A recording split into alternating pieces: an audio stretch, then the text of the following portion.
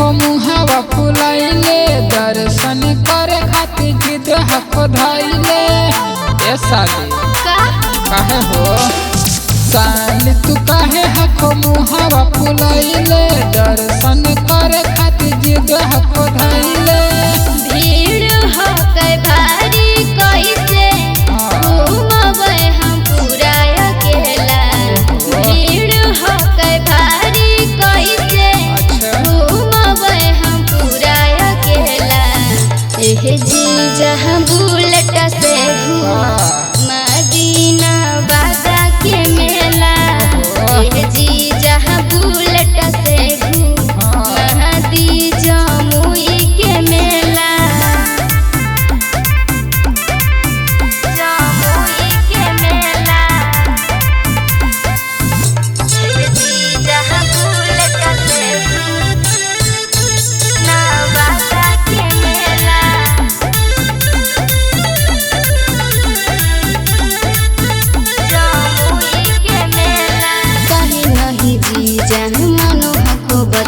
अच्छा पहले हको जीद जी ढेर दिन से लागल हलई हमरो तोहरे उम्मीद जी। हे जीजा घुमा दीना। अच्छा ऐसे न करा सुनाए साली, माना हमर बात जी। जय हो भुलाई छूट जाई तो जब हथवा से हाथ जी।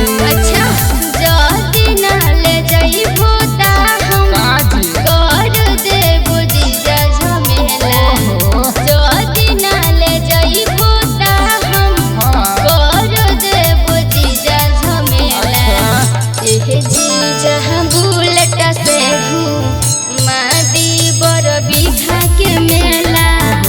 एह जीजा बुलेट से घुमादी बड़ सालीगंज के मेला। बड़ी तंग करता हूँ साली। बड़ सालीगंज के मेला। एह जीजा बुलेट से बड़ बीघा के मेला।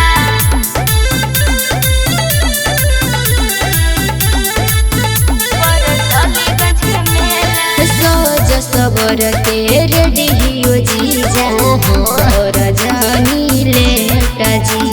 खोजत होतई सखी सहेली करत होतई बेट जी। हे जीजा सुनी ना। अच्छा करल दा सुना ना हमर बात। ठीक है कुसाली मनमा के तोहर सारा हम पुरैबो जी। तोहर के संगे सुनाए साली सहेलियों के घुमाइबो जी। रोहित शर्मा जीजा बोला चलो ना ता होतै कुबेला। अच्छा रुका राइडर राजेश जीजा चलो ना ता होतै कुबेला। एह जीजा बुलेट से घुमादी रजौली के मेला। एह जीजा बुलेट से घुमादी गया के मेला। अच्छा ठीक है चला घुमा देबो।